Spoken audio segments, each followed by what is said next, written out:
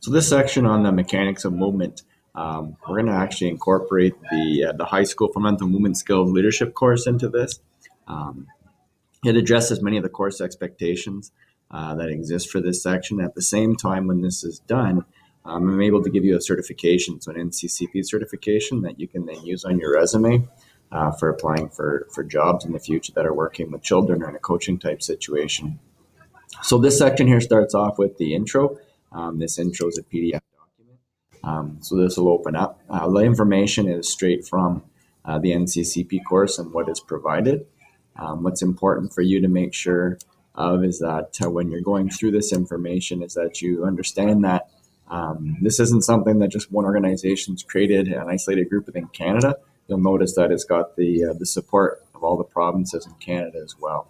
So this is a program that's recognized all throughout the country. Within this course, there's 9 different units, so 8 in which we've got some learning, and the 9th where there's sort of a summary to bring it all together. So you'll be doing that many units during. All right. Following that up, it just talks about different groups that have made some contributions to this. The administrator, Dr. Colin Higgs. I was lucky enough to be part of the Sport Leaders School from 2015.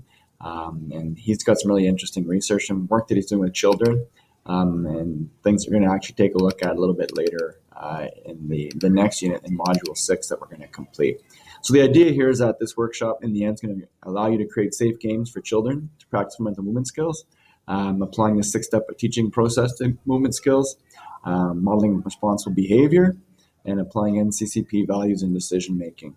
And then in the end, you'll be able to lead children in activities that will promote the development of fundamental movement skills. And these are really important. So what are fundamental movement skills? So this is a little explanation here, and you can read it in more detail. This graph or diagram here has actually been modified to be a bit more positive now. So it actually says if you can, all right? So if you can run, then it says you can take part in, and then it lists the sport. So it's just a little switch on that. But the reality is if you don't have one of these fundamental movement skills, it does limit the stuff that you can do in the future. So it's really important to make sure that these movement skills are attained in the 4 different mediums. This course focuses on land, but it's important that we're able to do things in water. So swimming, for example, on ice or snow, skating, skiing, sliding, and then in the air. So having that body awareness that when you leave the ground, you know where you're at. So when you come back down, you can make a nice, safe landing. It talks here about the Canadian Sport for Life model and long-term athlete development. Long-term athlete development, we're going to see a bit more about this as we go. It's a document that's been created based on the science and the research, and it's brilliant. All sports organizations are supposed to be delivering programming that's being created using the LTAD principles and processes, and if they're not, then really it's ancient and it's not achieving what should be achieved for our children.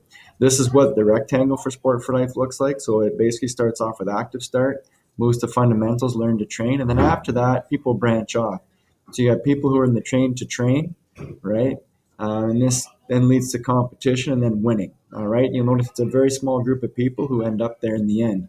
Another group of people, they do competitive type sports for life, but again, it's a smaller group of people. And then in the end, we're achieving or we're looking for this fit for life. So it's making sure that all Canadians have the abilities and skills that they require and need in order to be fit for life. And so what we're looking at in terms of physical literacy is the active start, the fundamentals, and learning to train.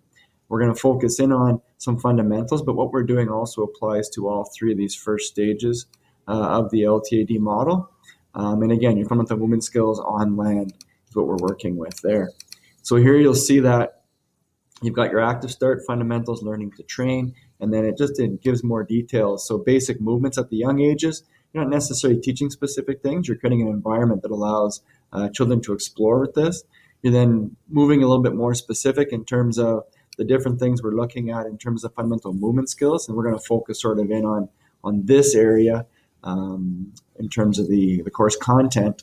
And then eventually these things, once they're developed, they move into more specific fundamental sport skills, but there is some remediation after that. So the reality is that the course and the information we're learning is applicable to the first 3 stages of the LTAD model. And then there'll be some discussion questions about you answering these 2 questions right here.